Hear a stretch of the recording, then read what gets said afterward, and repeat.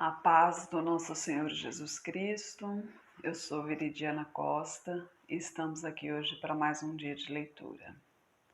Senhor Deus e Pai, glorificado e exaltado és o teu santo nome.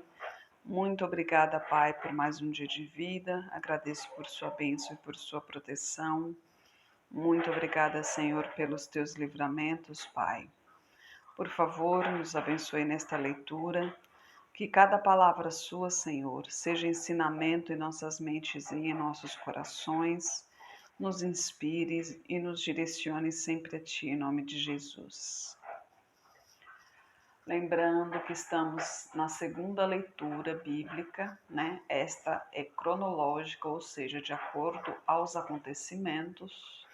E você que está chegando agora, seja bem-vindo, seja bem-vinda. Se inscreva no canal, ajuda no crescimento do canal para alcançar mais pessoas, para assim ouvir a palavra do Senhor. Aqui não pregamos placa de igreja, não pregamos religião, é somente a palavra do Senhor. E estamos no livro de Números, né? A gente está no momento em que Balaão foi chamado, né, por Balaque para que amaldiçoasse o povo de Israel, porque o povo era muito numeroso e Balaque estava com medo, né, que se esse povo se achegasse ali, com certeza acabariam com todos. Então vamos ver o que acontece quando quando Balaão chega a Balaque, né? Então, a partir do capítulo 23 de Números, Balaque edifica 7 altares. Então Balaão disse a Balaque: edifica-me aqui 7 altares e prepara-me aqui 7 bezerros e 7 carneiros. Lembrando que Balaão aqui, ele está seguindo as ordens de Deus. Fez, pois, Balaque como Balaão dissera, e Balaque e Balaão ofereceram um novilho e um carneiro sobre cada altar. Então Balaão disse a Balaque: fica-te junto do teu holocausto, e eu irei. Porventura o Senhor me sairá ao encontro, e o que me mostrar te notificarei. Então foi a um lugar alto, e encontrando-se Deus com Balaão, este lhe disse: preparei 7 altares e ofereci um bezerro e um carneiro sobre cada altar. Então o Senhor pôs a palavra na boca de Balaão e disse: torna-te a Balaque, e assim falarás. E tornando para ele, eis que estava junto do seu holocausto, ele e todos os príncipes dos Moabitas. Então proferiu a sua parábola e disse: de Arã me mandou trazer Balaque, rei dos Moabitas, das montanhas do Oriente, dizendo: vem, amaldiçoa-me a Jacó, vem, detesta a Israel. Como amaldiçoarei o que Deus não amaldiçoa? E como detestarei quando o Senhor não detesta? Porque do cume das penhas o vejo e dos outeiros o contemplo. Eis que este povo habitará só, e entre as nações não será contado. Quem contará o pó de Jacó e o número da 4ª parte de Israel? Que a minha alma morra da morte dos justos e seja o meu fim como o seu. Então disse Balaque a Balaão: que me fizeste? Chamei-te para amaldiçoar os meus inimigos, mas eis que inteiramente os abençoaste. E ele respondeu e disse: porventura não terei cuidado de falar do que o Senhor pôs na minha boca? Então Balaque lhe disse: rogo-te, venhas comigo a outro lugar, de onde o verás. Verás somente a última parte dele, mas a todo ele não verás. E amaldiçoa-os dali para mim. Assim o levou consigo ao campo de Zofim, ao cume de Pisga. E edificou 7 altares e ofereceu um bezerro e um carneiro sobre cada altar. Então disse a Balaque: Fica aqui junto do teu holocausto, e eu irei ali ao seu encontro. E encontrando-se o Senhor com Balaão, pôs uma palavra na sua boca e disse: Torna para Balaque, e assim falarás. E vindo a ele, eis que estava junto do holocausto, e os príncipes dos moabitas com ele. Disse-lhes, pois, Balaque: Que coisa falou o Senhor? Então proferiu a sua parábola e disse: Levanta-te, Balaque, e ouve. Inclina os teus ouvidos a mim, filho de Zippor. Deus não é homem para que minta, nem filho do homem para que se arrependa. Porventura diria ele, e não o faria? Ou falaria ele, e não o confirmaria? Eis que recebi o mandado de abençoar, pois ele tem abençoado, e eu não posso revogar. Não viu iniquidade em Israel, nem contemplou maldade em Jacó. O Senhor seu Deus é com ele, e no meio dele se ouve a aclamação de um rei. Deus o tirou do Egito, as suas forças são como as do unicórnio, pois contra Jacó não vale encantamento, nem adivinhação contra Israel. Neste tempo se dirá de Jacó e de Israel: que coisas Deus tem realizado! Eis que o povo se levantará como leoa e se erguerá como leão. Não se deitará até que coma a presa e beba o sangue dos mortos. Então Balaque disse a Balaão: Nem o amaldiçoarás, nem o abençoarás. Porém Balaão respondeu e disse a Balaque: Não te falei eu dizendo: Tudo o que o Senhor falar, isso farei? Disse mais Balaque a Balaão: Ora, vem, e eu te levarei a outro lugar. Porventura, parecerá aos olhos de Deus que dali os amaldiçoes para mim. Então Balaque levou Balaão consigo ao cume de Peor, que dá para outro lado do deserto. Balaão disse a Balaque: Edifica-me aqui 7 altares. Prepara-me aqui 7 bezerros e 7 carneiros. Balaque, pois, fez como dissera Balaão, e ofereceu um bezerro e um carneiro sobre cada altar. Difícil para Balaque entender que aquele povo ali era um povo de Deus, né? E que se é um povo de Deus, é um povo protegido, é um povo abençoado, é um povo ungido por Deus, e quem é ungido por Deus, o demônio não toca. Ele pode tentar, e olha a insistência de Balaque.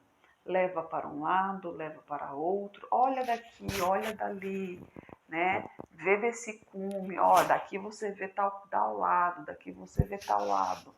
O desespero dele em ver que Balaão não amaldiçoa aquele povo. Por quê? Porque Balaão é temente a Deus.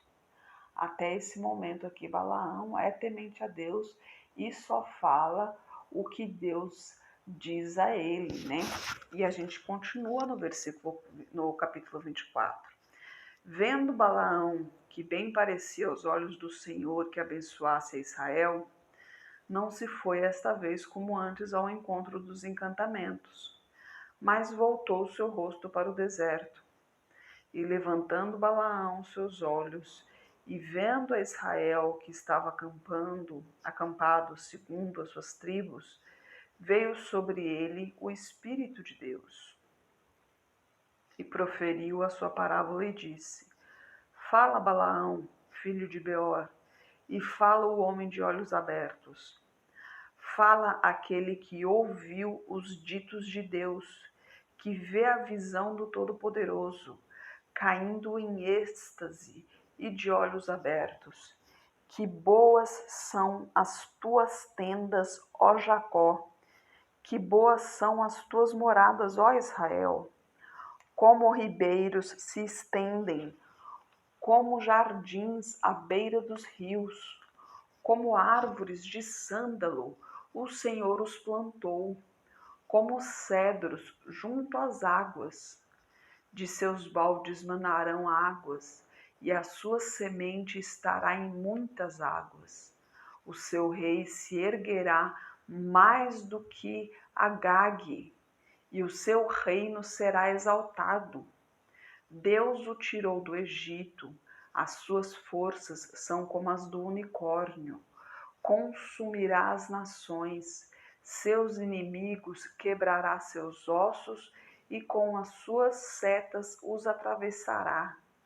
Encurvou-se, deitou-se como leão e como leoa. Quem o despertará?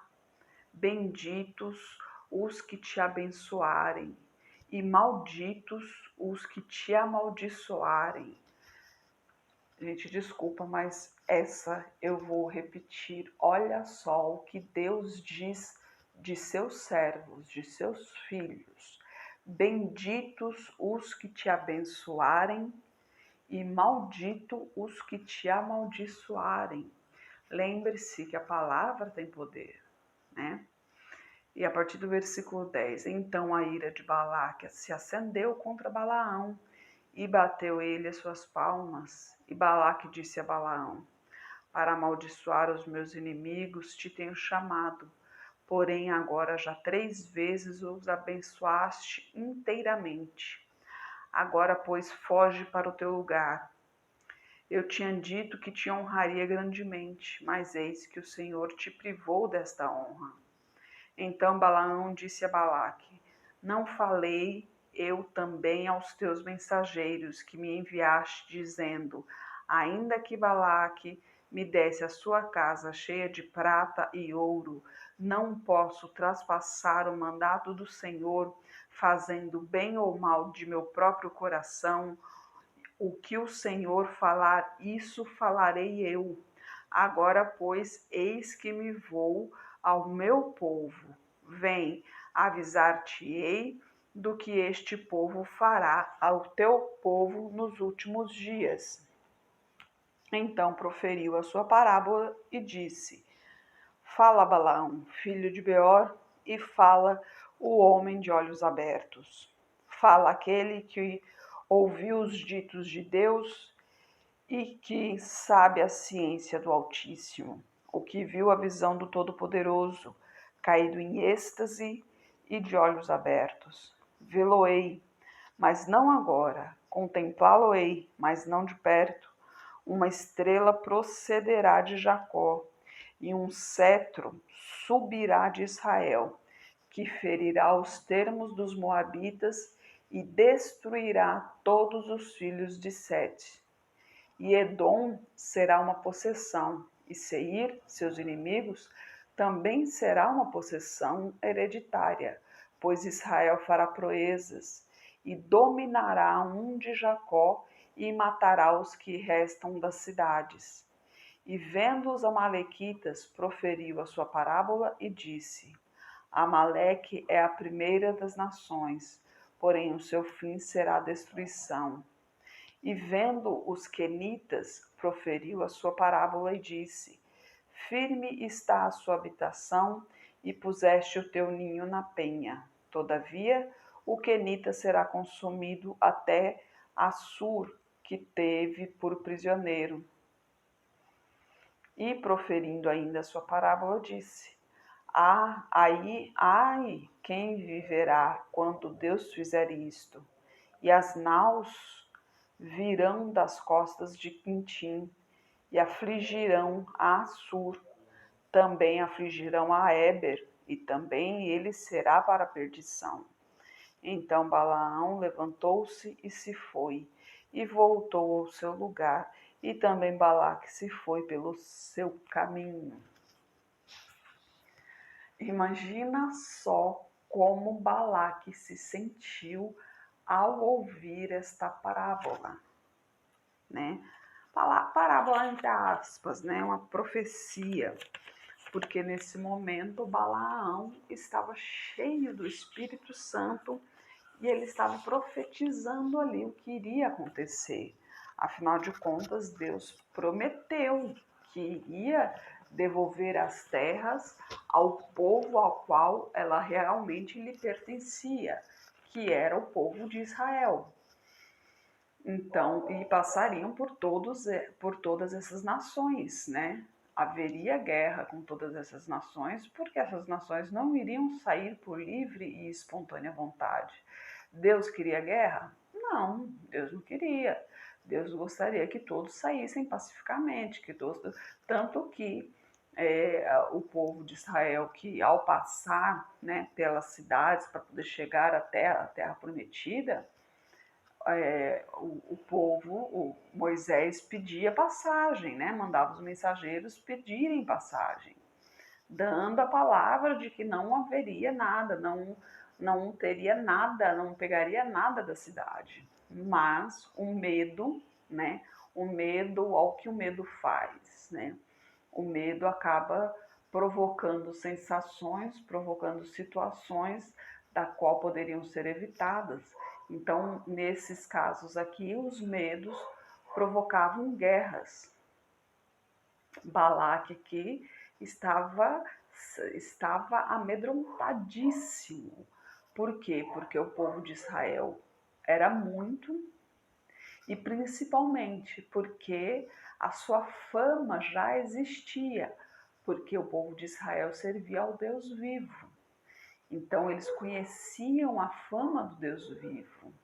Eles sabiam que se lutasse contra Israel, eles perderiam. Então, já de antemão, eles estavam procurando uma maneira de acabar com isso, de inclusive evitar, né, a própria, como se diz, a própria luta, né? Os outros que houve antes, né, nos capítulos que nós vimos anteriormente, eles inclusive foram para cima, né? Assim que pediram passagem, eles já foram para cima e obviamente perderam. Se eles tivessem deixado a passagem, deixado o povo passar, o povo teria passado numa boa e nada teria acontecido, todos sobreviveriam. Como não deixaram, então todos foram mortos e ali teve o despojo e a terra pertence agora aos israelitas, né? E é assim, nós que somos filhos de Deus, nós sempre seremos perseguidos enquanto estivermos aqui nessa terra. Aquele que é filho de Deus e não houver perseguição, vigia, porque o filho de Deus, ele é perseguido.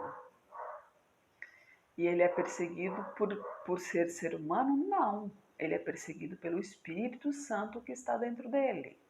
Porque o demônio quer tirar esse Espírito Santo.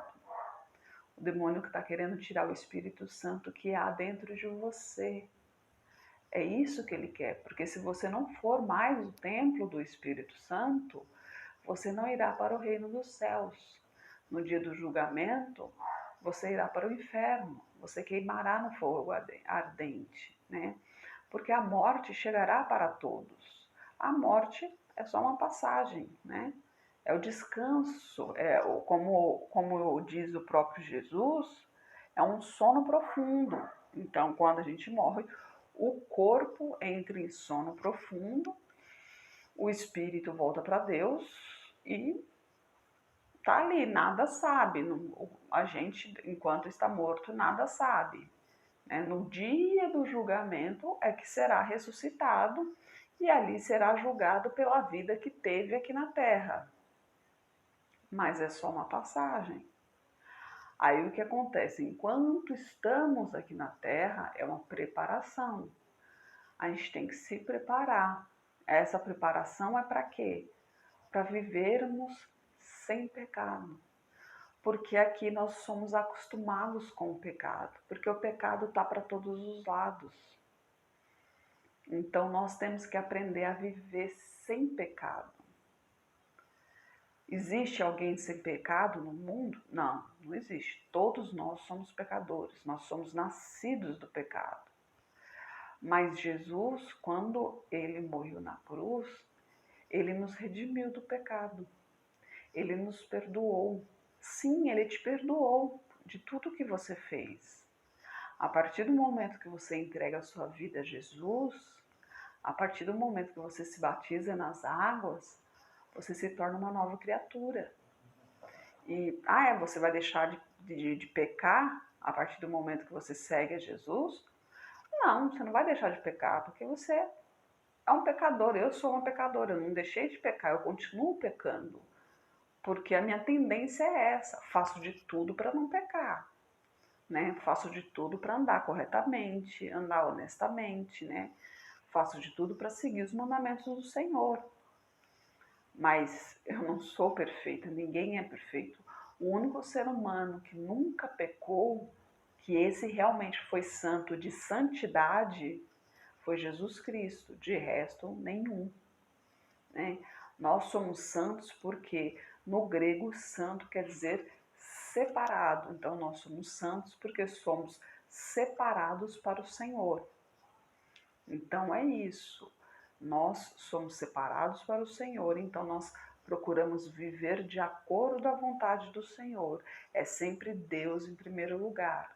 Mas dizer que somos perfeitos, não somos perfeitos, né? Pelo contrário, temos muitos erros, né? Muitos pecados. Todos os dias temos que pedir perdão ao Senhor pelos nossos erros, né? E Ele perdoa. Mas tem um detalhe também, Deus, ele olha o coração, né? Que é o mais importante, porque Deus nos perdoa, mas ele também nos ensina a perdoar. Então não adianta Deus nos perdoar e de repente a gente ter intriga com alguém, né? De repente a gente ter raiva de alguém, ter bronca de alguém, ter mágoa de alguém. Eu sei que muitas vezes machuca, muitas vezes dói, somos humanos. Mas a gente tem que aprender a abrir o coração e deixar esse sentimento ruim sair. Porque o nosso coração não foi feito para sentimento ruim. E o Espírito Santo que habita em nós, ele nos ajuda nesse momento. Então pede a Deus, se você não consegue fazer isso, pede a Deus. Eu já comentei aqui, fui alcoólatra, fui fumante. Quando foi para eu parar de fumar, eu parei pela primeira vez por causa do meu esposo, que ele tinha uma veia. Aliás, ele tem uma veia entupida em 40%. E o médico falou que ele tinha que parar de fumar. Ele parou de fumar, ficou 1 mês e meio sem fumar. E eu falei, só que eu tenho que parar primeiro, porque senão ele não vai parar. E eu parei, mas eu não queria. Eu parei por causa dele. Eu fiquei 4 anos e pouco sem fumar, depois voltei. Muito tempo ocioso e tal, acabei voltando. E o pessoal fala que é mais difícil parar de fumar, né? Quem já voltou, quem está voltando, né, a fumar. Então, o que aconteceu? Quando eu me entreguei ao Senhor, eu falei para ele, falei, Senhor, eu não tenho condição de parar de fumar, eu não tenho essa força, né? Eu não consigo, eu sou fraca, eu sou frágil, eu não consigo, eu preciso de Ti. Então, que o Senhor me liberte. Pronto. Foi assim, ó. Um passe de mágicas. Não senti mais desejo algum de cigarro. Até hoje.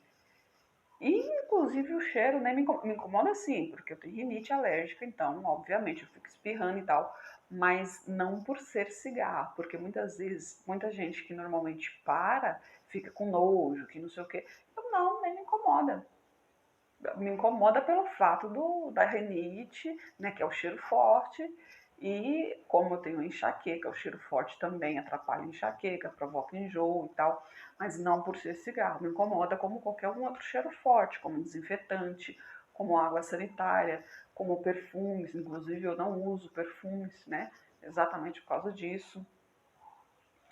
Então a gente tem que ter em mente que é Jesus sempre à frente, sempre. Tudo que se for fazer, tudo que se for pensar, entrega as suas mãos nas mãos do Senhor. Entrega as suas mãos e peça a Jesus direção. Peça a Ele direção, que Ele vai te direcionar.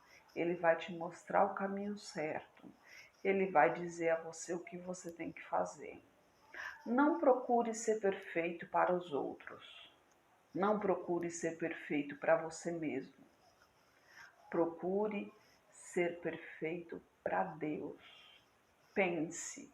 Qualquer coisa que você for fazer, calma aí. Ah, mas se eu fizer isso, vai agradar a Deus? É só essa preocupação. Não importa o que os outros vão pensar, até mesmo porque a palavra de Deus diz que nós somos vistos como todos pelo mundo. Então não importa o que os outros pensem. Vai agradar a Deus? Se estiver agradando a Deus, está ótimo. Agora, se não estiver agradando a Deus, se você começar a agradar o mundo, já pode estranhar. Porque se está agradando o mundo, muito provavelmente não está agradando a Deus. Então começa a refletir, começa a buscar o Senhor, começa a buscar cada vez mais, né? Começa a se posicionar perante ao demônio, né? Começa a prender o demônio ali, colocar ele debaixo de seus pés. Porque se sua vida está degringolando aí, é porque o demônio está tocando na tua vida, o demônio está querendo te derrubar. Não deixe, você é forte. Você é forte porque o Espírito Santo está dentro de você. Ele é a sua fortaleza. Então não deixe o demônio te derrubar de modo algum. Senhor Deus e Pai, glorificado e exaltado és o teu santo nome. Muito obrigada, Pai, por tuas palavras, por tuas mensagens, Senhor. Eu peço a Ti por essa pessoa que está orando comigo, Pai. Eu sei que ela está passando por problemas, Pai. Não é um só, não. São vários problemas de tudo quanto é lado, Pai. Ela está sendo bombardeada, Pai. Não sabe para que lado ir, Senhor. Ela está perdida, Pai. Mas toque no coração dela, Pai. Abre os olhos dessa pessoa, Senhor, e mostre que o Senhor está com essa pessoa, Pai. Em nome de Jesus, quebra todo mal, Pai. Caia por terra esse trabalho imundo, Pai. Caia por terra essa seta maligna, em nome de Jesus, Senhor. Caia por terra toda malignidade direcionada a essa pessoa, Pai. Em nome de Jesus, Senhor. Eu peço a Ti por toda a minha parentela, por toda a parentela de meu esposo. Derrama tua unção sobre cada um deles, manifeste o teu poder na vida de cada um e traga todos para o seu caminho, Pai. Peço a Ti pelos nossos governantes, pelas nossas autoridades, que os teus anjos estejam guiando cada um deles de acordo com a tua vontade, Pai. Peço a Ti pelos teus filhos, por favor, os capacite cada vez mais para proclamarmos o teu evangelho, Senhor. É o que eu oro em nome de Jesus. Amém. Que Jesus Cristo esteja em seu coração e que Deus abençoe.